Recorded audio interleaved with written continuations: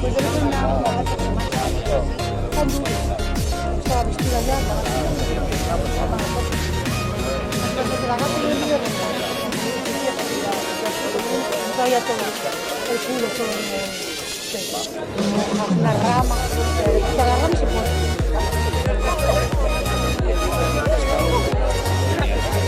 Cocina todo.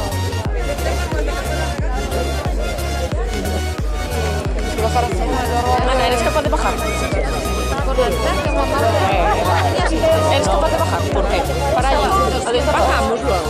Mira, ahí te bajamos sin brazos. O sea, si bajamos baja para allí que nada. Ahora sí, ahora sí.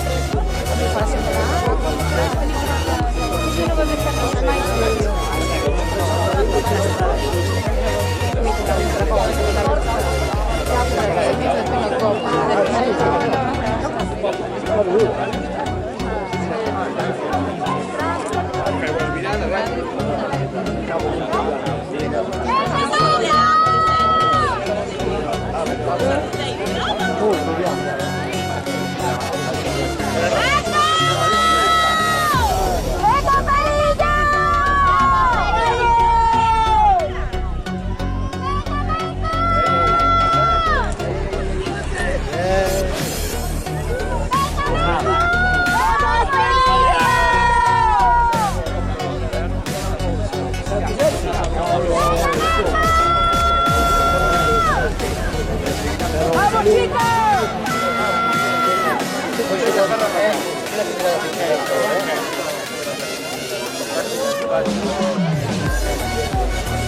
¡Arriba, Perillo! ¡Vamos ahí!